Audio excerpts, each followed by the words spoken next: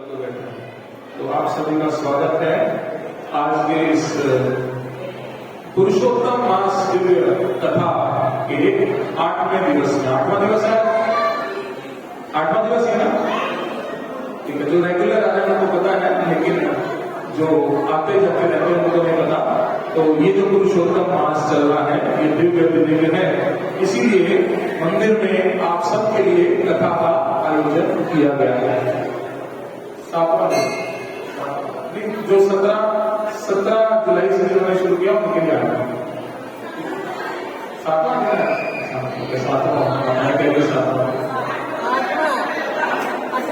अच्छा, हमने लगना नहीं है अभी, कथा सुनेंगे। 8वां 7वां जो भी है, 8वां दिन वैसे तो 17 से शुरू हुई कथा, तो कथा का 8वां दिन है। तो जो लोग 18 से शुरू करेंगे उनके लिए 7वां दिन।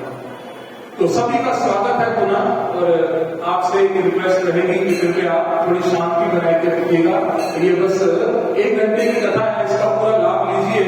कोई गप्पे नहीं मारेगा इसमें, आपस में बात नहीं करनी, इधर उधर नहीं देखना, बच्चों को चुप रखना है, और जो जिनको बहुत जरूरी है बात करना वो तो बाहर जाके बात कर सकते हैं। कथा में डिस्टर्बेंस कृपया मत कीजिएगा। तो इन्हीं शब्दों के साथ शुरू करते हैं कथा को। तो पुरुषोत्तम मास जो कथा है पुरुषोत्तम मास की, ये बड़ा ही दिव्य मास है, जिसमें हम भक्ति मार्ग में बड़ी तीव्रता के साथ वृद्धि कर सकते हैं। जो लोग सीरियसली भक्ति करना चाहते हैं उनके लिए महीना बड़ा ही आवश्यक है, बहुत ही आवश्यक है। इस महीने में पवित्र तीर्थों का स्नान, पवित्र तीर्थों पर जाकर भ्रमण करना चाहिए, भगवान के दर्शन करने चाहिए, स्नान इत्यादि करना चाहिए। उसके बाद जो है मंदिर में आकर दर्शन करने चाहिए, भगवान का प्रसाद लेना चाहिए, ग्रहण करना चाहिए, जब करना चाहिए, सुबह जल्दी उठना चाहिए। ये सभी नियम हम पहले दिन से ही सबको बताते जा रहे हैं, और इसके अलावा और भी बड़ा कुछ है जो इस मास में हम कर सकते हैं। लेकिन एक विशेष तौर पर इस मास को जब देखा जाए तो कलयुग में जगन्नाथपुरी जो है, जगन्नाथपुरी धाम, ठीक है ना, जगन्नाथपुरी धाम को पुरुषोत्तम क्षेत्र कहा गया है। क्या कहा गया है? पुरुषोत्तम क्षेत्र। तो इस कलयुग में जब पुरुषोत्तम मास आता है तो कई वैष्णव ऐसा बखान करते हैं कि हमें स्पेशली जाना चाहिए पुरुषोत्तम क्षेत्र में। यानी कहाँ जाना चाहिए? जगन्नाथपुरी जाना चाहिए, जहां पर साक्षात जगन्नाथ जी विराजमान है। उनको भी पुरुषोत्तम भगवान कहा गया है, इस कलयुग के भगवान है जगन्नाथ जी, ठीक है ना। तो जगन्नाथ जी बड़ी कृपा करके पधारे हैं कलयुग में सबको अपना दर्शन देने के लिए और अपना महाप्रसाद बांटने के लिए, ठीक है ना। तो यहाँ पर इस मंदिर में देखिए साक्षात जगन्नाथ जी विराजमान है। अमृतसर में बड़े कम ऐसे मंदिर हैं, मेरे ख्याल से तो 1 या 2 मंदिर ही होंगे जहाँ जगन्नाथ जी स्वयं विराजमान है, ठीक है ना। एक तो हम देखते हैं जो माता लाल देवी मंदिर है, वहां पर भी जगन्नाथ जी के विग्रह हैं बड़े बड़े, जो क्या हो अंदर गुफाओं में जाते हैं वहां पर। और एक आधा और मंदिर होगा जहां पर प्राचीन कोई विग्रह है जगन्नाथ जी के। अन्यथा अमृतसर में जगन्नाथ जी के दर्शन बड़े दुर्लभ है। तो यहाँ पर आपको साक्षात जगन्नाथ जी अपने पूरे ऐश्वर्य में दिखते हैं, दर्शन देते हैं, तो बड़ी कृपा है उनकी। और इसलिए ये जो मंदिर है, ये मंदिर का जितना भी क्षेत्र है ये भी क्या बन गया? बोलिए, शर्म नहीं करने कोई, बोलते रहना है। क्या बन गया? पुरुषोत्तम क्षेत्र। तो ये मंदिर भी क्या है? पुरुषोत्तम क्षेत्र। तो आपको जगन्नाथपुरी जाने से जो लाभ मिलेगा वो इस मंदिर में आने से भी मिलेगा, क्योंकि जगन्नाथ जी यहाँ पर साक्षात विराजमान। आप कुछ प्रार्थना करके देखिए, जगन्नाथ जी अवश्य सुनते हैं भक्तों की, अगर हृदय से प्रार्थना की जाए। तो ये जगन्नाथ जी का चमत्कार है। जगन्नाथ जी बड़ी कृपा करके पधारे हैं अमृतसर में, और भक्तों को जो है सेवा प्रदान करते हैं, अपना महाप्रसाद देते हैं, और हम पर बड़ी कृपा करते हैं। तो जगन्नाथ जी का जो पुरी धाम है, जो जगन्नाथपुरी है, जो असली पुरुषोत्तम क्षेत्र है, वहां पर क्या है? वहां पर ऐसा देवतागण वर्णन करते हैं आकाश मार्ग से। जब देवतागण ऊपर से देखते हैं तो देवताओं को देखिए, हम जब जगन्नाथपुरी जाते हैं तो हमें वहां पर सब जीव जो है साधारण से लगते हैं ना, हमारी तरह ही बोलते हैं, हमारी तरह ही खाते पीते हैं, हमारी तरह ही उठते बैठते सोते जागते, सब कुछ सारे कार्यकलाप जो है हमारी तरह ही है। लेकिन देवतागण ऐसा वर्णन करते हैं कि जब ऊपर से तो देखते हैं जगन्नाथपुरी धाम में, तो उनको सारे जीव जो है, जितने भी वहां पर रहने वाले हैं, नागरिक है वहां के, वो सब चतुर्भुज रूप में दिखाई देते हैं। किसमें? चतुर्भुज रूप। चतुर्भुज रूप किसका है? किसका है? लक्ष्मण जी का। तो किसका बोला लक्ष्मण? चतुर्भुज रूप किसका है? भगवान विष्णु का। किसका है? भगवान विष्णु का चतुर्भुज रूप है। और वहां पर जितने भी ऊपर से देखते हैं जब देवता गण, उनको सभी वहां पर चतुर्भुज रूप में दिखाई देते हैं। यहां तक कि गली के जो कुत्ते हैं वहां पर धाम में वास कर रहे हैं, वो भी चतुर्भुज रूप में दिखाई देते हैं। और जो जलचर है, मछलियां, वो भी चतुर्भुज रूप में दिखाई देती है। वहां पर आपको पता ही होगा, बड़ा विशाल का समुद्र है। प्रभु जी तो गए भी है, पूरा आनंद लेकर आए जगन्नाथपुरी का। और वहां पर एक एक जीव जो है चतुर्भुज रूप में दिखाई देता है ऊपर से। इसका मतलब ये कि वहां पर रहने वाला प्रत्येक जीव, चाहे वो व्यक्ति है, चाहे वो इंसान के चोले में है, चाहे वो जानवर के चोले में है, सब के सब दिव्य दिव्य है और भगवान के पार्षद है।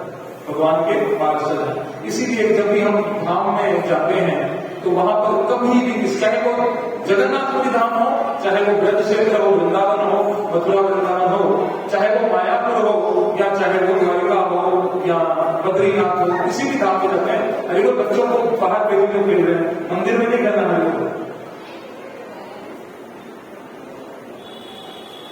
तो क्या होता है, धाम में जब भी हम जाते हैं तो वहां पर जितने भी जीव हैं उनको साधारण कभी नहीं समझना चाहिए। ये धाम की महिमा है।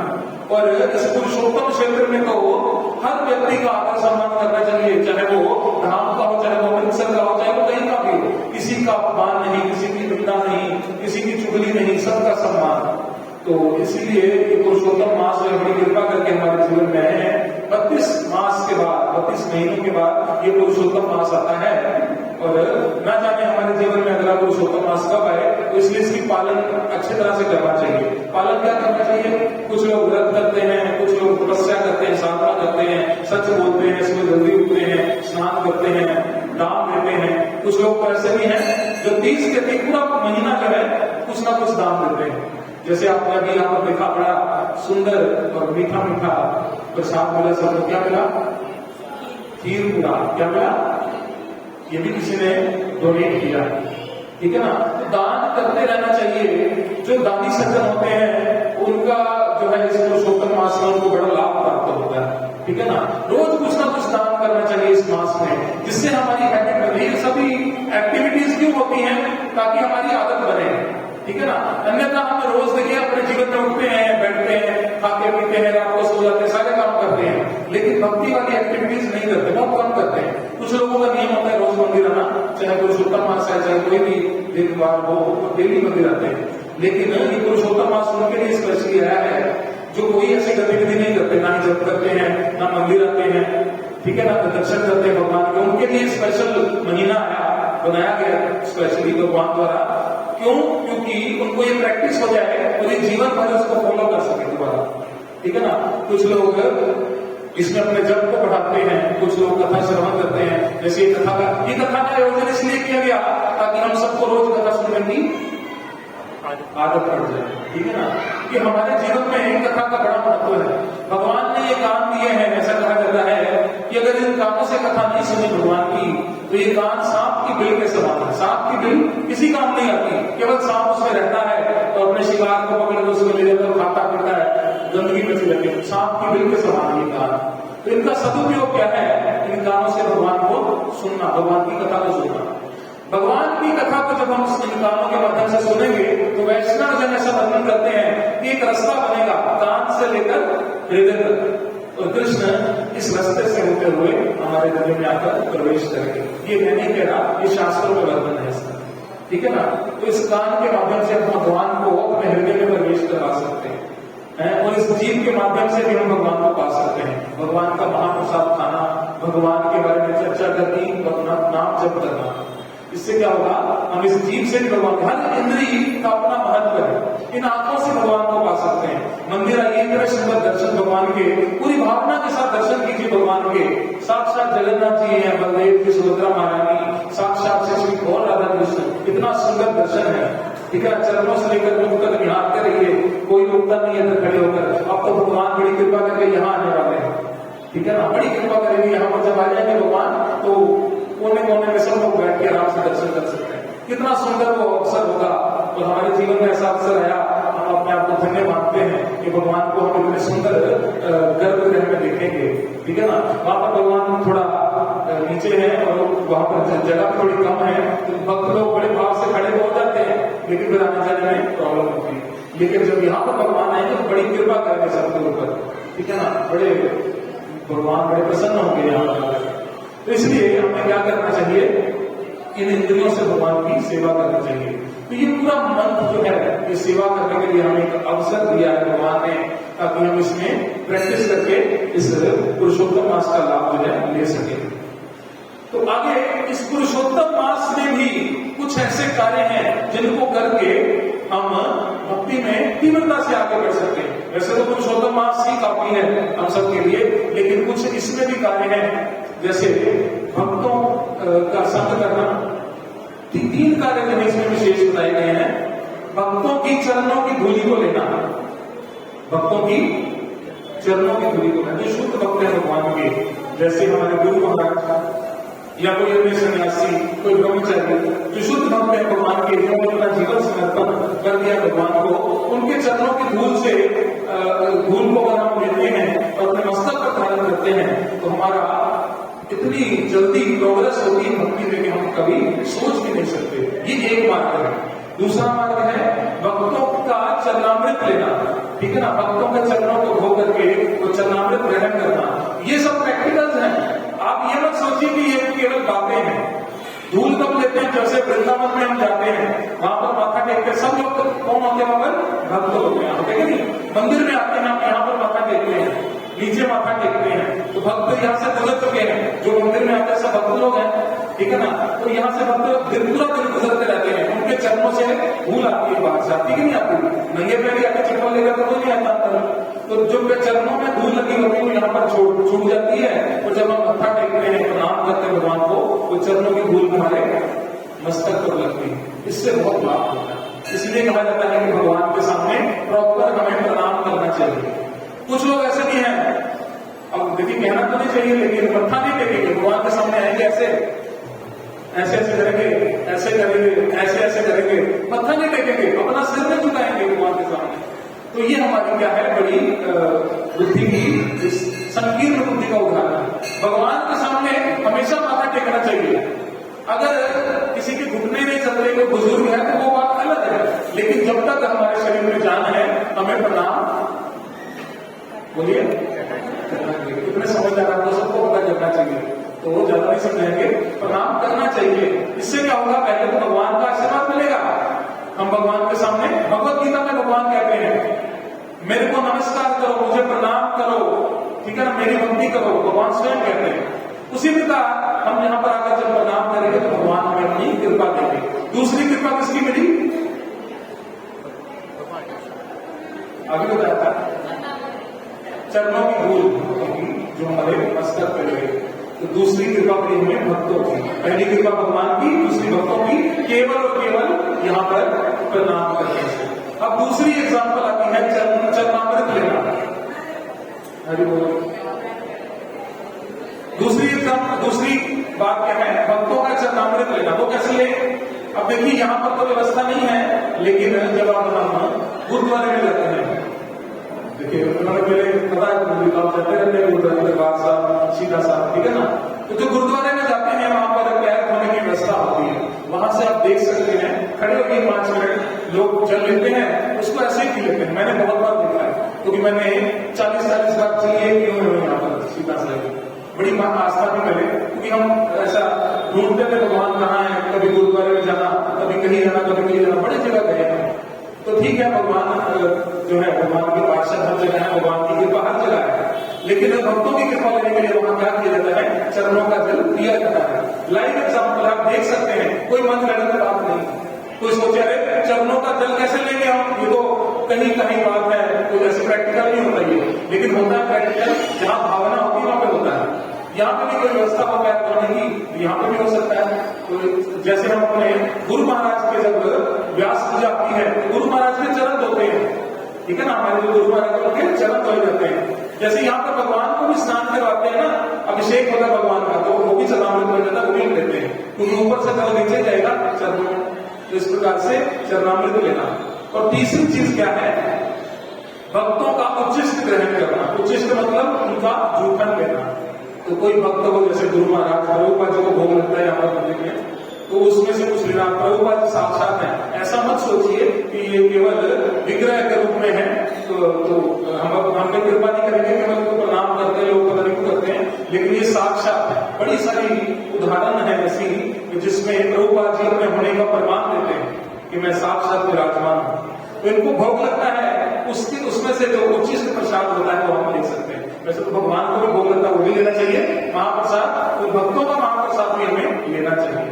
ये तीसरी कृपा। तो इन तीन कृपा को प्राप्त करके हम बड़ी तेजी से भक्ति में आगे बढ़ सकते हैं। जो तो सीरियस है वो इस बात को समझेंगे, लेकिन जो केवल सुनते हैं, जैसे सुनते हैं जैसे निकाल दिया, ऐसे कोई हो नहीं सकता, ऐसे प्रैक्टिकल पॉसिबल नहीं है, वो ठीक है, वो उसी स्टेज पर बने रहेंगे। लेकिन जिसने प्रगति करनी है इन चीजों को जो है अपने जीवन में धारण करना चाहिए।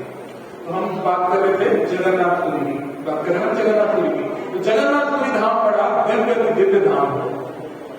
यहां तक कि भगवान शंकर अभी कौन सा पुरुषोत्तम मास को चल ही रहा है, साथ में साथ ही सब क्या चल रहा है, सबको बता रखिए। कोई कीरपुड़े खाते हैं सब लोग, सावन में कीरपुड़े मिलते हैं, सब हर जगह लंगर लगते हैं।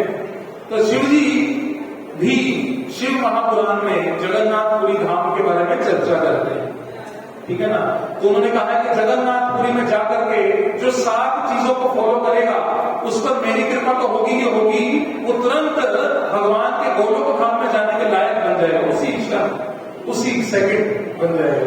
वो 7 चीजें क्या है, हम उसके ऊपर आज चर्चा करेंगे। तो शिव जी कह रहे हैं इसमें,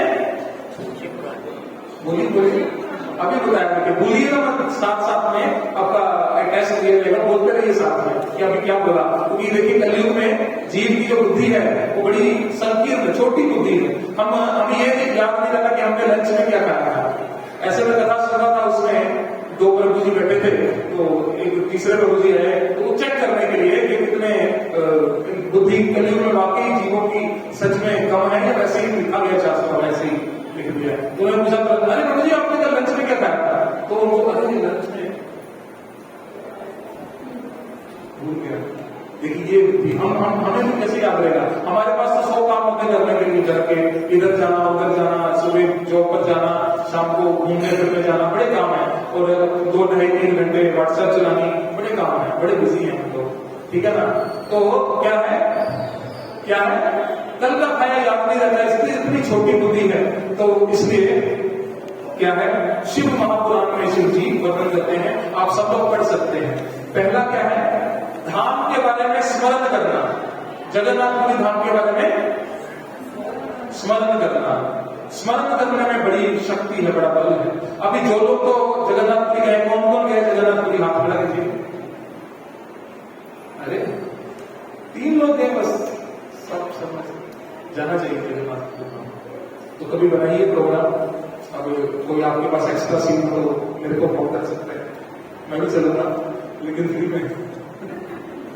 तो जगन्नाथपुरी धाम के बारे में स्मरण करना चाहिए। अभी हम क्या कर रहे हैं, जगन्नाथपुरी धाम के बारे में स्मरण कर रहे हैं, ठीक है ना। जो तो गया है वो क्या स्मरण करेगा, अभी मैं वहां पर गया था, वहां पर इतने विशाल विग्रह थे भगवान के गर्भगृह में, और पंडित जो है बड़े भाव के साथ भगवान की आरती उतार रहे थे। गरुड़ स्तंभ है, और उसके पास खड़ा होकर दर्शन किया, जहां महाप्रभु स्वयं खड़े होते थे। फिर मैं जो है भगवान के किचन को देखने गया, टिकट लगती है वहां पर। आपको पता है भगवान का किचन वहां पर जो है वो एशिया का सबसे विशाल किचन है, और उसको देखने के लिए टिकट लगती है। आप टिकट पैसे रखिए, आपको अंदर सारा किचन घुमा कर लाएंगे, ठीक है ना। और वहां पर बड़ी दिव्य चीजें होती हैं घटित। क्या होता है, 7 हांडियों में भात पकते हैं, जगन्नाथ जी में खिचड़ी पकती है। नीचे सबसे बड़ी हांडी ऊपर, उसके ऊपर छोटी बैलेंस करके, और नीचे अग्नि जलाई जाती है। तो सबसे ऊपर जो होती है सबसे छोटी हांडी, वो सबसे पहले पकती है। और हो सकता है ऐसे कभी जो अग्नि के ऊपर रखी है वो सबसे एंड में पकती है, और जो सबसे ऊपर है वो सबसे पहले पकती है। ये। और जगन्नाथपुरी में आप देखेंगे कि जो झंडा है भगवान के श्री मंदिर के ऊपर एक ध्वज लहरा रहा है, ठीक है ना, जगन्नाथपुरी में। वो अगर हवा इस साइड चल रही होगी तो झंडा किस साइड जाना चाहिए, इस साइड जाना चाहिए, लेकिन जाता का अपने कारण इस साइड जाता है। तो ये चीजें हैं कि सब वहां पर जगन्नाथपुरी मंदिर के ऊपर एरोप्लेन को क्या कोई पक्षी भी गुजर नहीं सकता, उसको क्रॉस नहीं कर सकता ऊपर। ये आज तक साइंटिस्ट भी इस परेशानी में पड़े हुए हैं कि कैसे हो सकता है, लेकिन ये सब जगन्नाथ जी के प्रत्यक्ष चमत्कार है, जो आप अगर आपको जाने का कभी अवसर मिले तो आप ये सब जो है अनुभव कर सकते हैं वहां पर। और भी बड़ा कुछ है, जैसे समुद्र की आवाज आपको आएगी, ऐसे आवाज आएगी, लेकिन जैसे ही आप गेट के अंदर चले जाएंगे, एक कदम अंदर बस आवाज बंद हो जाएगी, आपको कुछ नहीं सुनेगा समुद्र कहां पे। लेकिन जैसे ही एक कदम वापस बाहर आएंगे, ये बड़े चमत्कार है जगन्नाथपुरी धाम। तो यह हमने अभी क्या किया, स्मरण किया। ऐसे हम धाम का स्मरण करते हैं, जो शिव जी बताते हैं इसमें शिव महापुराण में, कि जो धाम का स्मरण करता है वो भगवान के गोलोक धाम जाने के योग्य बन जाता है। वो कभी भी पाप नहीं लगता उसको, कोई भी उसके सारे पाप नष्ट हो जाते हैं और वो कभी नरक में वास नहीं होता उसका, ठीक है ना, नीचे लोगों में नहीं जाता। ये पहला पॉइंट था। तो हमें धाम का स्मरण करना। कुछ लोग कहें कि हम तो गए नहीं, हम कैसे स्मरण करें, उसके लिए भी विधि है। आप सब लोग जो लोग नहीं गए वो ऐसे सोचे, अरे जब मैं जगन्नाथपुरी जाऊंगा तो वहां क्या क्या देखने को मिलेगा। एक तो जगन्नाथ जी के बहुत बड़े, पता आपको कितने बड़े भगवान है वहां पे, ये ऊंचे ऊंचे, ये पूरे एडिटर के कितने भगवान, बड़े सुंदर। रथ यात्रा में आपने देखा होगा बड़े सारे वीडियोस शेयर हुए, बड़े सारे वायरल हुए वीडियोस। एक रथ में एक भगवान बैठते हैं, 3 रथ होते हैं, एक जगन्नाथ जी का, एक बलदेव जी का, एक सुभद्रा माता का। तो 3 अलग अलग रथ में भगवान बैठ के रथ यात्रा में भ्रमण करते हैं। ये हो गया, ठीक है ना। तो जो लोग नहीं गए वो ऐसे स्मरण कर सकते हैं कि जब मैं जाऊंगा या जाऊंगी तब वहां पर क्या क्या होगा, समुद्र होगा, समुद्र स्नान होगा, जगन्नाथ जी का विशाल मंदिर होगा, प्राचीन उसकी इमारत होगी, बड़ा ऊंचा झंडा होगा, वो झंडा लहराना होगा, और मंदिर के ऊपर सुदर्शन चक्र जी विराजमान होंगे, बहुत बड़े सुदर्शन चक्र जी हैं। और एक और चमत्कार याद आ गया कि आप जहां से मर्जी देखें सुदर्शन चक्र जी आपको ऐसे नजर आएंगे, ऐसे नहीं कभी नजर आएंगे, जहां से मर्जी। अगर आप यहां से देखेंगे तो वैसे नजर आएंगे, वहां से देखेंगे तो ऐसे नजर आएंगे। उनको हिलाता नहीं है कोई, वो कई सालों से वहीं पर विराजमान है, लेकिन फेस आपकी तरफ होगा उसका। ये चमत्कार है। तो इस तरह हम धाम का स्मरण करते हैं। अब दूसरी विधि क्या बताई शिव जी ने, कहां बताई, शिव महापुराण। लेकिन भूलिएगा नहीं, हम सब कुछ जो सुनेंगे उसको याद करके कर जाएंगे। ऐसा नहीं कि उठे अपना पीछे पैंट झाड़ी तो सब कुछ ज्ञान भी झाड़ के सके। ऐसे होता है गांव में जब कथा होती है ना, गांव में बेचारे जो लोग होते हैं धोती कुर्ता पहनते हैं, वो कथा सुनने आते हैं, नीचे दरी की छत काट के जैसे बैठ जाते हैं। और जब कथा खत्म होती है तो सब उठते अपने अपने धोती कुर्ता झाड़ते हैं ऐसे करके, तो ज्ञान भी झट जाता है सारा, ठीक है ना। तो इसलिए हमें सब कुछ अपने साथ लेकर जाना है, तो हमें ध्यानपूर्वक श्रवण करना है, ठीक है। तो धाम का स्मरण हो गया। दूसरी चीज है धाम में वास करना। क्या है, धाम में वास करना। तो धाम में वास का ये मतलब नहीं है कि आप घर बार छोड़ के और चले जाएं और हमेशा करीब वहां पर रहें। वैसे तो ये अगर करेंगे तो ये तो सबसे अच्छा, सब तो उत्तम। लेकिन अगर नहीं कर सकते तो कम से कम अपने जीवन में हर साल 2 दिन, 3 दिन, 4 दिन, 5 दिन, 1 हफ्ता आपको धाम में जाकर वास करना चाहिए। चाहे वो धाम जगन्नाथपुरी हो, चाहे वो वृंदावन हो। तो कौन कौन साल में एक बार जाता है यात्रा में, मतलब किसी भी धाम में, कोई भी जाता है साल में एक बार, किसी धाम में नहीं जाते, वृंदावन नहीं जाता कोई साल में एक बार, बहुत कम लोग। तो आपको तो जबरदस्ती भेजना चाहिए, यात्रा करनी चाहिए।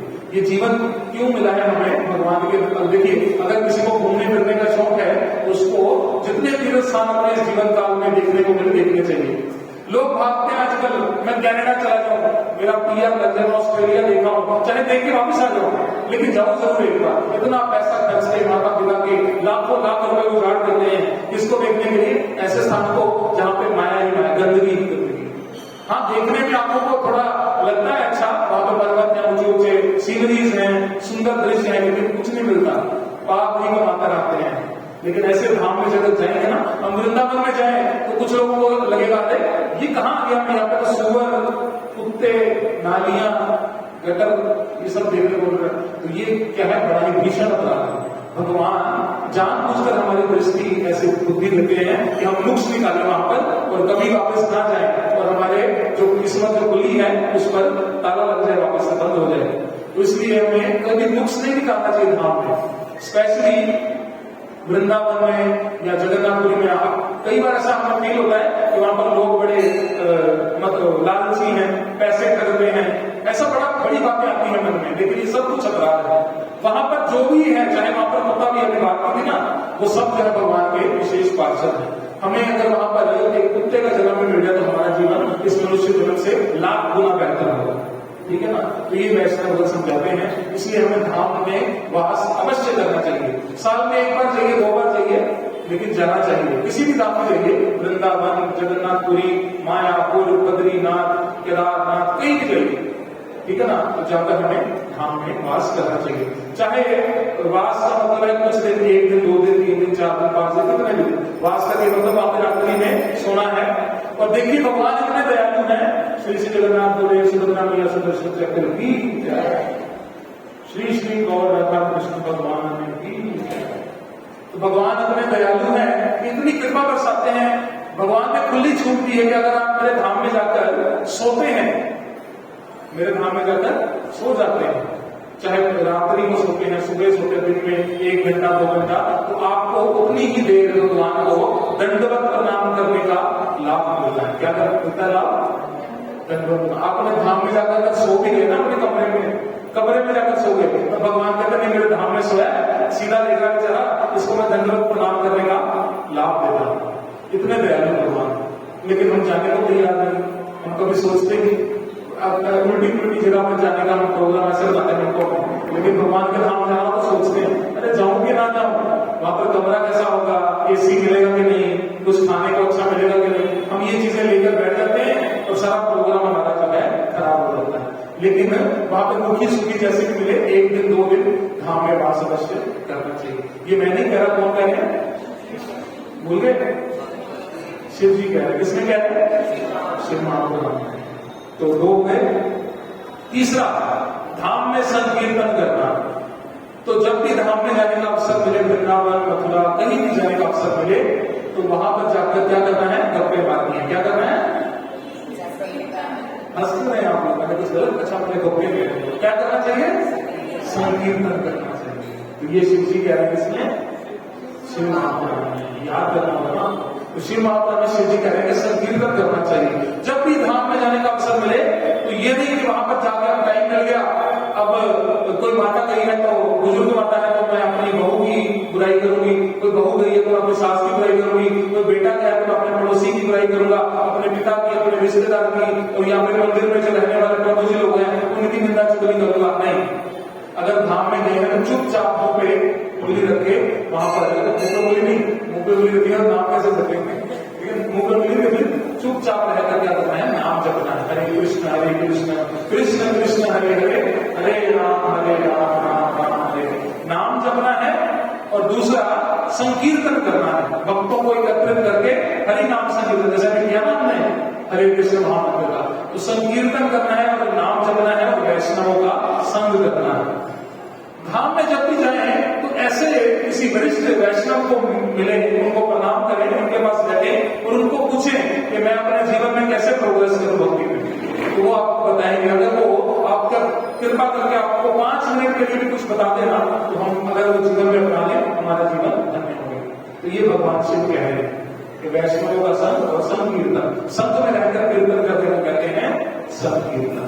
तो ये प्रोसेस जो हमें फॉलो करना चाहिए। कितने हो गए? 3। चौथा है दर्शन करना, ठीक है ना। अब दर्शन भी 2 प्रकार के होते हैं, एक तो आंखों से, एक तो अभी आपने किए आंखों से दर्शन, आप दर्शन बंद हो गए भगवान के, आप कैसे कर रहे हैं? कान से। समझदार हो गया। ये भगवान की जो कथा है, ये कान से दर्शन, भगवान को जानना इन कानों से दर्शन करने के ही समान है। कुछ लोग एक बार हमारे जगत गुरु श्री प्रभुपाद जी के गुरु महाराज भक्ति सिद्धांत महाराज कथा कर रहे थे कहीं बैठ के, उसी समय मंदिरों के दर्शन खुलने का समय हो गया और कथा में बैठे लोग तुरंत उठे और चले के दर्शन करने के लिए। मैं पहले दर्शन कर रहा हूँ, कथा बाद में सुनेंगे। तो वो कथा करे जा रहे हैं और वो दर्शन करने चले। कुछ लोग बैठे थे जो समझदार थे, तो भक्ति सिद्धांत महाराज जी ने कहा देखो ये सब लोग अपनी आंखों की इंद्र तृप्ति करने के लिए क्या करने के हैं, अगर भगवान के बारे में सुना नहीं, उनको जाना नहीं, बस भागते रहे। हम क्या करते हैं वृंदावन में जाकर यही करते हैं, अरे बाकी गाड़ी के दर्शन मिले भागो बाकी गाड़ी, अरे अब टाइम हो गया प्रेम मंदिर के दर्शन मिले तो भाव के है, अब दर्शन हो गए इस्कॉन मंदिर में सब नाच रहे होंगे तो कहां चलो इस्कॉन मंदिर में, तो ऐसे बस भागते रहो भागने लगे रहते। ऐसे दर्शनों का कोई लाभ नहीं होगा। हाँ लाभ होगा लेकिन सूक्ष्म रूप से। लेकिन अगर आपको अधिक लाभ लेना है तो हमें क्या करना चाहिए, एक जगह बैठ के सुनिए, जब कीजिए, अनुभव कीजिए भगवान का। हर जगह भगवान है, वृंदावन में तन तन में भगवान है, जानते कि नहीं सब आपको। जहां बैठ जाएंगे वहां आपको भगवान के दर्शन हो सकते हैं। लेकिन फिर भी हम क्या करते हैं, नहीं मंदिर में ही जाएंगे, मंदिर में ही जाएंगे।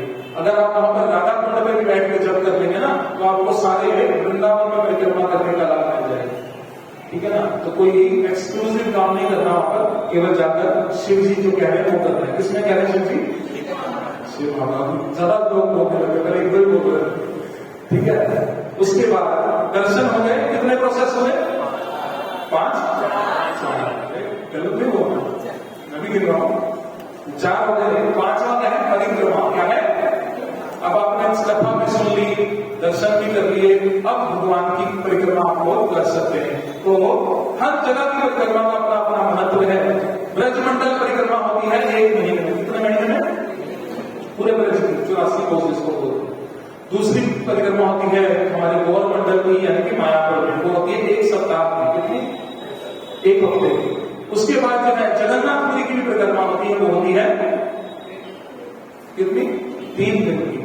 क्योंकि जगन्नाथ जी इतने दयालु हैं, कहते हैं कहां घूमता फिरेगा, तूने मेरे दर्शन कर लिए, मेरा महाप्रसाद खा लिया, बस हो गया। 3 दिन तू वीकेंड में आजा, शुक्र शनि है, 3 दिन में परिक्रमा कर सारे लाभ ले ले। कितने दयालु भगवान, कितने दयालु भगवान कहीं नहीं मिलते। और जो ऐसे भगवान जो ऐसे खड़े हैं कि कब आओ मुझे हक कर लो आकर के, मेरे को मेरा आलिंगन कर सकते हो आप लोग। तो ऐसे भी आप, जब मैं पहली बार गया था, ये बात चलो वैसे बताने वाली तो नहीं है, लेकिन मैं पहली बार गया तो मेरा बड़ा मन हुआ कि जगन्नाथ जी के अंदर जो ये जो गर्भगृह होता है ना, इसके अंदर जाओ, जैसे भगवान अंदर है ना, तो अंदर जाने का बड़ा मन किया। तो मैंने पता किया वहां पे, मेरे पता चला कि अंदर जा सकते हैं लेकिन दक्षिणा लगती। तो मैंने एक पंडित जी से बात की कि मैं अंदर जाना चाहता हूँ, उन्होंने इतने पैसे लगे कि हम ग्रुप में थे, हमने उनको पैसे दिए और रेडी हो गए, उन्होंने अपने कार्ड के ऊपर साइन करके दे दिए, तुम्हें जाना ना अंदर ले जाऊंगा तुमको।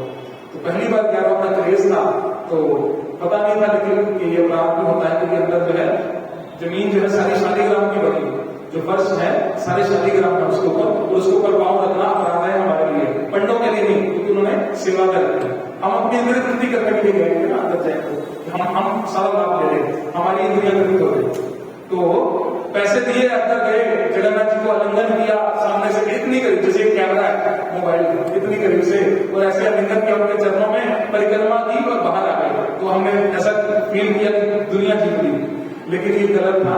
बाद में पता चला, वैष्णव ने समझाया कि दर्शन कहां से करने चाहिए, जहां हमारे चैतन्य महाप्रभु खड़े होकर दर्शन करते थे, वो है गरुड़ स्तंभ। क्या है, गरुड़ स्तंभ जिस स्तंभ है वहां पर चैतन्य महाप्रभु वहां से दर्शन करते थे। जैसे ऑफिस वाला कमरा है ना, यहाँ से इतनी दूर होगा, थोड़ा ज्यादा दूर होगा, इतनी दूर से दर्शन करते थे भगवान के। देखिए ऐसा कुछ नहीं है कि भगवान के बिल्कुल आगे चिपक के खड़े होंगे, कभी दर्शन होंगे, अंदर चले जाएंगे। भगवान, अगर महाप्रभु ने हमें ये सिखाया कि सब्र करो, पीछे से दर्शन करो, वहां पर हर जगह भगवान आपको दर्शन दे सकते। ऐसा भी कहते हैं लोग, हमारे वैष्णवगण कहते हैं कि जिसने बाहर खड़े होकर मंदिर के ऊपर, श्री मंदिर के ऊपर जो सुदर्शन चक्र जी विराजमान है, उनके दर्शन कर लिए तो एक बराबर है, जगन्नाथ जी के दर्शन हो गए। और जो लोग अंदर नहीं जा सकते, अब उनके बारे में सोचो, उनके दिल पर क्या बीतती हो। आपको पता है जगन्नाथपुरी में केवल सिख कम्युनिटी और हिंदू कम्युनिटी ही एंटर कर सकती है, वहां पर अंग्रेज और मुसलमान एंटर नहीं कर सकते। वहां पर एक पंडित जी बैठे रहते गेट पर, पूछते आपका गोत्र क्या है, गोत्र बताओगे तो एंट्री मिलेगी मंदिर के अंदर, अन्यथा कोई अंदर नहीं जा सकता। अगर उनको लगा कि आप क्रिश्चियन है, मलेशिया, यमन कहते हैं मुसलमान, नॉलेज कहते हैं क्रिश्चियन या फिर क्रिश्चियनिटी के जो लोगों को, तो उनको एंट्री नहीं मिलती है। ठीक है ना। तो देखिए कितनी कृपा है जगन्नाथ जी की इस कलयुग में हम पर, कितनी कृपा करके उनके लिए भी सोल्यूशन है। गेट के थोड़ी सी अंदर जाते ही सामने पतित पावन जगन्नाथ जी। कौन है? जोर से बोलिए।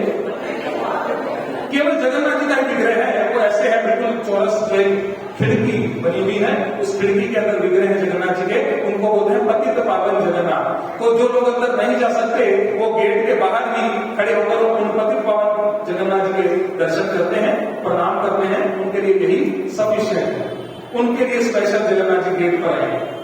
तो देखिए, क्योंकि ये भी एक स्टोरी है, इसके पीछे बड़ी लंबी कथा है। एक यमन राजा था, लेकिन वो भगवान का बड़ा भक्त था, उसको दर्शन देने के लिए भगवान अंदर से बाहर आए थे, तब से वो विग्रह वहां पर विराजमान। तो कितने पॉइंट्स हो गए? 5। कौन कौन से तो बता सकता है? फ्लैग करो सर, आप बताइए, आप बताइए। धाम स्मरण, धाम वास, संकीर्तन, जगन्नाथ दर्शन, उसके बाद परिक्रमा। 5 हो गए। अब छठा है महाप्रसाद। इसके बारे में सब ज्यादा ही जानते हैं कुछ जरूरत से, जो नहीं जानना चाहिए वो भी जानते हैं।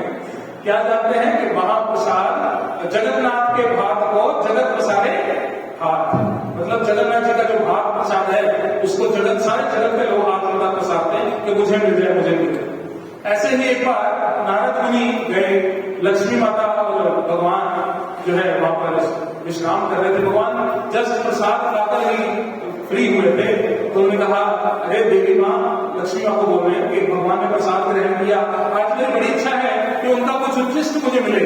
तो लक्ष्मी माता ने कहा, ये क्या कह रहे हैं आप, ये तो बड़ा इम्पॉसिबल सी बात है, हम उनका प्रसाद तो किसी को नहीं दे सकते। तो इस प्रकार से घटना है, उनको पूरी प्रॉपर से याद नहीं आ रही, लेकिन तो लक्ष्मी माता ने बड़ी कृपा करके नारद मुनि को प्रसाद दिया, महाप्रसाद। उन्होंने पाया प्रसाद और लगा, मैं तो धन्य हो गए, नाचने लगे, बीना बजाने लगे, नारायण नारायण। तो ऐसे करते करते वो शिव जी के कैलाश लोक में पहुंचे और वहां पर भोलेनाथ ने देखा नारद मुनि आ रहे हैं, बड़े नॉर्मल डेज से ज्यादा ही प्रसन्न लग रहे हैं, कुछ नाच रहे हैं, नारायण नारायण कर रहे हैं। कहते हैं, अरे आपकी खुशी का, आप प्रसन्नता का कारण क्या है? आज तो आप कुछ अलग ही आपके चेहरे पर बोल है। तो उन्होंने कहा, मेरे को भगवान का महाप्रसाद मिला।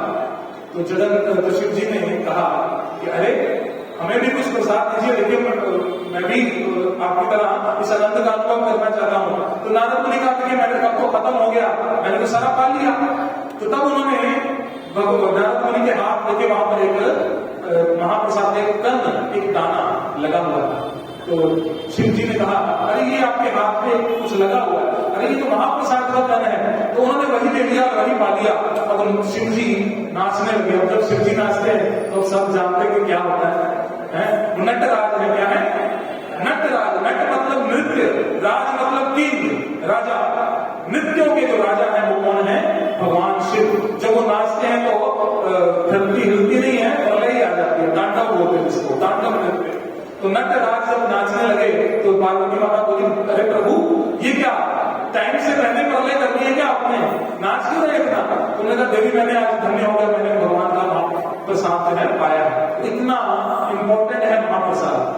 तो उनकी कृपा से उन्होंने फिर नारद मुनि ने प्रार्थना की लक्ष्मी माता से कि ये महाप्रसाद सबको मिलना चाहिए, स्पेशली हम जैसे मूर्खों को। देखो आप तो कहिए, अपने आप को कह रहा, आप तो सब वैष्णव लोग हैं, तो मुझ जैसे मूर्खों को मिलना चाहिए महाप्रसाद, ये उन्होंने कहा कलयुग में सबको मिलना चाहिए। तो उनकी इच्छा पूरी करने के लिए भगवान ने पूरी अरेंजमेंट की। जगन्नाथपुरी में भगवान को पूरा दिन भोग मिलता है, पूरा दिन भोग मिलता है। हाथ प्रसाद पाते भगवान, खाना खाते हैं, उसके बाद हाथ धोते हैं।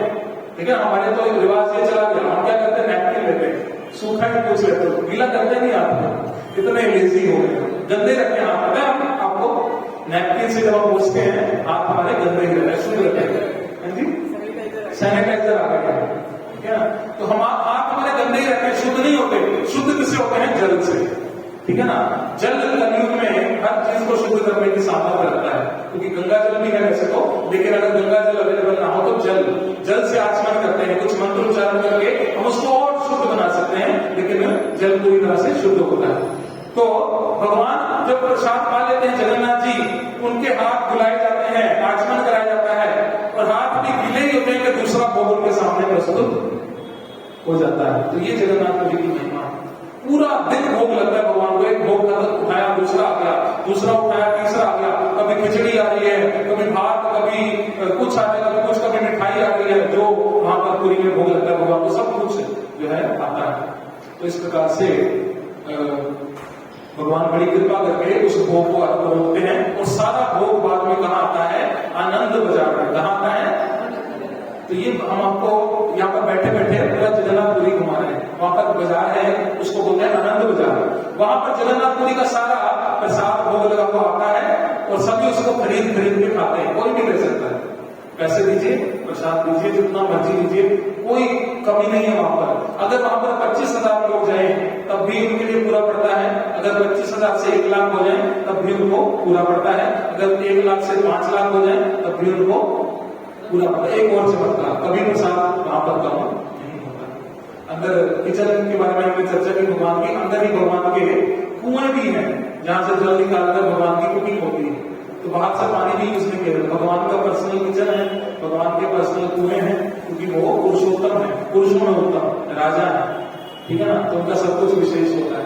तो कभी मौका मिले तो जाइएगा जगन्नाथपुरी, ये सब कुछ देखने वाली बातें हैं। तो कितने हुए? 6वां कौन सा? महाप्रसाद।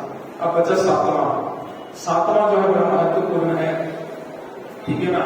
इसको सब लोग बड़ी गंभीरता से लीजिए। पहले तो हम रिकैप करते हैं। स्मरण, धामवास, संकीर्तन, दर्शन, परिक्रमा, महाप्रसाद। 7वां है भगवान धाम में मृत्यु होना। धाम में सबसे इंपॉर्टेंट है। तो जो लोग ये जान चुके हैं कि अब मेरा अंतिम समय आने वाला है, कोई ऐसी बीमारी हो गई, कुछ हो गया, या फिर बूढ़े हो गए, ओल्ड एज हो गई, अगर अंतिम चरण में है जीवन के, वैसे तो पता तो किसी को नहीं लगता कि मैं कब जाऊंगा, लेकिन फिर भी एक समय बीतने के बाद जब हम सारे रिस्पॉन्सिबिलिटी से फ्री हो जाए, फ्री नहीं होता कोई वैसे तो, ये सब कहने की बात होती है कि मैं फ्री हो गया, ठीक है ना। जब फ्री होने की बारी आती है तो क्या होता है? पहले अपने सब कुछ अपने बच्चों के लिए किया, बच्चों के बच्चे हो गए, उनके लिए करने के मोह बढ़ता जाता है कि पहले तो पुत्र था, ठीक है ना, उसके बाद जो है पुत्र का पुत्र हो गया तो क्या होगा? उससे ज्यादा लगाव हो जाता है। वो जब दादाजी कहते हैं, एक किस्मत में कथा है, एक बार एक भक्त लोग गए किसी बड़े सेठ के घर, तो उसका नया जो है पोता हुआ था। पोता थोड़ा बड़ा हो गया था, 1-2 साल का हो गया था, उसको खिला रहा था। तो खिला रहा था, 1-2 साल का पोता था, उसका बड़ा आनंद ले रहा था, अरे मेरा पोता, अरे मेरा पोता। कभी वो उसके कंधे पर चढ़ जाता, कभी सर पर चढ़ता, कभी सर पर चढ़ के बाल खींचता उसके, इस प्रकार से। तो एक जो भक्त उसको ऊपर ऐसे करके हाथ ले प्यार कर रहा था, तो उसने मूत्र त्याग किया, मूत्र मतलब विसर्जन हो गया उसका, और वो जो है उसके मुंह में चला गया दादा के। तो भक्त लोग देख रहे हैं सास, अरे ये क्या कर रहे हैं आप, ये क्या कर रहे हैं? अरे ये क्या कर रहे हैं? मतलब ये अमृत है, मेरा पोता है, अमृत मेरा पोते का। इतना लगाव देखिए, ये होती है अटैचमेंट, इससे कभी व्यक्ति निकल नहीं पाता। लेकिन फिर भी हमें क्या करना चाहिए? शास्त्रों में वर्णन आता है 50 साल की जब आयु हो जाए तो सारी अटैचमेंट से मुक्त होने का प्रयास करना चाहिए। ऐसा नहीं कि घर छोड़ के भाग जाइए, ऐसा भी नहीं कहते, लेकिन घर में रहकर भी डी अटैच रहना चाहिए, डिटैच रहना चाहिए। अटैचमेंट जो है कम करनी चाहिए सबके साथ, ठीक है ना। थोड़ी अटैचमेंट कम करेंगे तभी हम इस भगवान के जो सारे विधियां हैं, इन सभी विधियों को हम फॉलो कर पाएंगे। नहीं तो क्या करेंगे? अपने घर में बैठे रहेंगे, रिटायरमेंट का आनंद लेंगे, वो आनंद नहीं है, वो क्या है? दुख का कारण है, कर्म बंधन है। फंसते जाएंगे कि अब पोता हो गया, पोते को सेटल करना है, सारी जीवन इसमें हम व्यर्थ करते हैं, तब भी हम निकल नहीं पाएंगे कभी।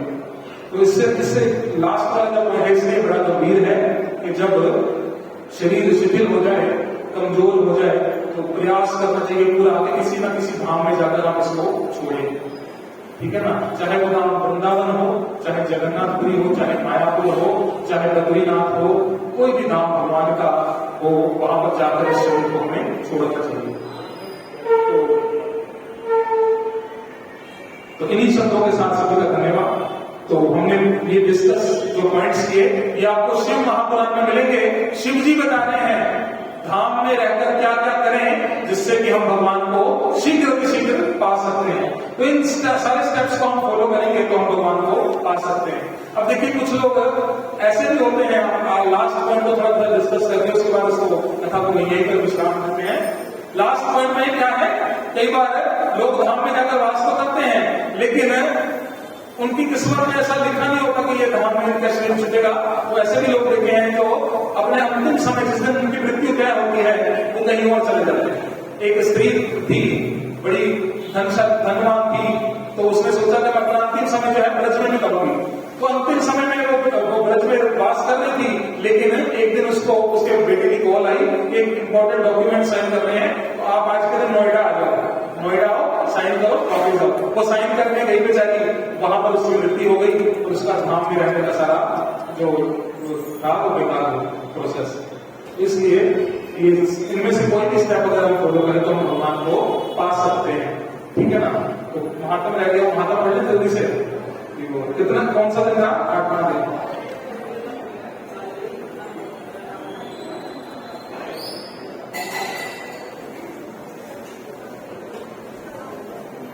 तो आज के इस 8वें दिन का महात्मा श्री कृष्ण का युधिष्ठिर आदि से द्रौपदी के पूर्व जन्म का वर्णन। सूत जी बोले, हे तपोधन, विष्णु और श्री कृष्ण का संवाद सुनकर नारद जी ने पुनः प्रश्न किया, है प्रभु, लक्ष्मीपति के वैकुंठ गमन के पश्चात क्या हुआ सो मुझे सुनाओ। इस प्रश्न से भगवान बद्रीनाथ प्रसन्न हो बोले, श्री लक्ष्मीपति ने पुरुषोत्तम मास को अपने वैकुंठ में ही निवास दे दिया, तो वह यहाँ तक का निवासी, स्वर्ग का निवासी और सब मासों का अधिपति होकर सानंद विष्णु के धाम क्रीड़ा करने लगा। कौन? पुरुषोत्तम मास। अनंतर से हे मुने भक्त वत्सल भगवान युधिष्ठिर और द्रौपदी की ओर देखते हुए श्री कृष्ण जी अर्जुन से कहने लगे, हे राजशार्दूल, मुझे विदित है कि आप लोगों के वन में आकर कष्ट सहे हैं, इसी के कारण आपको पुरुषोत्तम मास का ध्यान नहीं रहा। वृंदावन में श्री कृष्ण का प्रिय पुरुषोत्तम मास आदर नहीं पा सका। व्यास जी ने शिक्षा प्राप्त करने हेतु युद्धशील अर्जुन भी इस इंद्रलोक पर्वत पर तप करने चले गए। उसके विक्षोभ से दुखी होकर आप लोगों ने भी अज्ञानता में ही इस पुरुषोत्तम मास का व्यतीत होना नहीं जाना, और ये सब भाग्यवश ही हुआ है। अब मैं आपको दुखों के कारण को इतिहास के साथ कहूंगा, तुम ध्यान लगाकर सुनो। श्री कृष्ण जी बोले, द्रौपदी पूर्व जन्म में एक विद्वान ब्राह्मण की पुत्री थी। समय बीतने पर 10वें वर्ष में आई तो उसके नेत्र बड़े सुंदर हो गए, रूप निखर गया, चतुर्गुणी और सुंदरी थी, पिता की अपनी प्यारी थी। पिता ने उसे पुत्र की भांति पाला पोसा और उसकी कभी उपेक्षा नहीं की। वह साहित्य शास्त्र तथा नीति में निपुण थी। माता की मृत्यु के पहले ही हो गई थी। पिता ने उसे पाला। पड़ोसियों सखियों का सुख देखकर वह भी पुत्र आदि की कामना करने लगी। विचार करने लगी कि ऐसे गुणी भाग्यशाली पति पुत्र आदि के मुझे किस प्रकार प्राप्त होंगे। वह सोचती कि अब क्या किया जाए, किस देव की उपासना की जाए, किस मुनि के समीप जाऊं, कौन सा तीर्थाटन करूं। मेरा भाग्य क्या सोया हुआ है, मुझे कोई पत्नी रूप में अंगीकार नहीं करता। इतने विद्वान होने पर भी मेरे पिता भाग्य दोष से ही मुझे विमुक्त बने हुए हैं, जो विवाह का योग्य होने पर भी मेरे लिए उपयुक्त वर नहीं ढूंढ रहे। ये कौन सोच रही है? द्रौपदी माता। मैं अपनी सखियों में प्रमुख बनी हुई हूँ, किंतु फिर भी कुमारी हूँ। मेरी सखियों को स्वामी का सुख का जैसा अनुभव है, मुझे वैसा नहीं है। इसी से मुझे अनंत कलेश है। इसी प्रकार इच्छाओं के समुद्र में चिंता पूर्वक कन्या मोह तथा शोक के सागर में डूब गई। किंतु दूसरे और विद्वान ब्राह्मण कन्यादान हेतु उपयुक्त पात्र की खोज में करने लगे, किंतु उसके योग्य पात्र नहीं मिला। वह निराश हो गई। अपनी कन्या के दुर्भाग्य के संकल्प का पिंजरा टूट गया और दैव शांत उसे तीव्र तथा दारुण ज्वर से ग्रस्त कर दिया। उसने अपनी पुत्री को स्मरण किया, किंतु वह भयभीत पुत्री उस तक आई कि प्राण निकल गए। किसके प्राण निकल गए? उनके पिता के। वह कन्यादान करने की प्रसन्नता भी अनुभव नहीं कर सका। गृहस्थ धर्म का पालन किए बिना आश्रम की चिंताएं एवं संसार की वासनाएं छोड़ हरि के साथ अपने को तन्मय कर देते हैं। इसी प्रकार निपुण ब्राह्मण ने नीलकमल की भांति सुंदर त्रिभंग ललित स्वरूप श्री हरि पुरुषोत्तम स्वरूप में अपना चित्त लगाकर उन्हें स्मरण किया। हे राजाओं के राजा, हे राधा के संग भ्रमण करने वाले, प्रचंड भुजाओं से दैत्यों का अपहरण करने वाले श्री कृष्ण गोविंद मुरारी राधिकापति, मैं आपकी वंदना करता हूँ। हे नाथ ऋषिकेश, आपकी वंदना करता हूँ, मेरी रक्षा करो। उस मुनि के वचनों को सुनकर भगवान ने लोग से उनके पार्षद आगे और मृतक की आत्मा को लेकर भगवान के चरणारविंदों में प्रस्तुत किया। अपने पिता के मृत्यु पाकर वह कन्या हाहा करके रुदन करने लगी। पिता के शरीर को गोद में रखकर करुण विलाप करने लगी। हाय पिता, अपनी पुत्री को सुख से रखने वाली कृपालु, मुझे आप उसके उनके आश्रय छोड़ गए हो। मुझे वृत्रहीन की अब कौन रक्षा करेगा? ना मेरा कोई है, ना कोई कुटुंबी है, ना जन, मेरी तपस्विनी माता भी नहीं रही। हाय, मेरे भोजन वस्त्र की चिंता कौन करेगा? हे पुत्रों को प्यार करने वाले पिता, तुम बिना विवाह किए मुझे क्यों छोड़ गए? हे तपोनिधि, लौटकर यहाँ आओ। ये किसको बुलाकर कह रहे हैं? भगवान को अपने पिता के लिए कह रहे हैं माता। रुदन करती हुई उसका ऐसा करुण रुदन सुनकर मन में निवास कर रहे अन्य ब्राह्मण सोचने लगे कि ऐसे करुण स्वर में कौन रोता है। और अपने पिता की ब्राह्मण की पुत्री पता लगा कि ब्राह्मण की पुत्री रोती है। उसके पिता की मृत्यु हो गई तो सब एकत्रित होकर विलाप करते हुए उस ब्राह्मण बालिका के पास पहुंचे और रुदन करने लगे। अंत में उन्होंने उस बालिका की गोद में मृतक शरीर को उठाया और काष्ठादि से चिता बनाकर शिवालय के निकट शमशान में उसका अनेष्टि कर दिया। तदंतर दुखी बालिका ब्राह्मण बालिका को धीरज बनाकर वे सब अपने निवास स्थलों पर लौट गए। बालिका ने पिता के सभी औद्र विधानों में यथाशक्ति व्यय किया और उसी वन में अपने पिता के बिछों में दुखी रहने लगी। तो ये 8वां अध्याय संपूर्ण हुआ। कि द्रौपदी माता के बारे में चर्चा हो रही है कि पहले उनकी माता चली गई, फिर उनके पिता भी चले गए। अब वो अकेली पड़ गई और अब उस वन में रहकर तपस्या कर रही है। अब यहाँ पर कौन आएंगे? नहीं, दुर्वासा ऋषि आएंगे और फिर उनको बताएंगे पुरुषोत्तम मास के व्रत के बारे में। ये कथा हम पहले सब सुना चुके, लेकिन ये अध्याय से आगे चल रही है। अभी 9वां अध्याय आएगा कल, उसमें सभी वार्तालाप आएगी। तो इन्हीं शब्दों के साथ सभी का धन्यवाद इतने श्रद्धा और धैर्यपूर्वक सुनने के लिए। अगर कोई त्रुटि हो गई हो तो कृपया क्षमा कीजिएगा। तो आज के लिए इतना ही, बाकी से जहां कल करेंगे। तो सभी भक्तों का धन्यवाद। आशा करते हैं इस पुरुषोत्तम मास में आप सभी अपने भक्ति बल को बढ़ाने के लिए ये सब साधन तपस्या करते रहेंगे और भगवान की कृपा जो है प्राप्त करते रहेंगे। बोलो जगन्नाथ बलदेव सुभद्रा मैया की, बोलो पुरुषोत्तम क्षेत्र धाम की, श्री गौरनाथ कृष्ण भगवान की, श्री गौरनाथ तत्व की, जगत पुरुष का भगवान की, सतगुरुदेव महाराज की, आप सब भक्तों की हरे कृष्ण।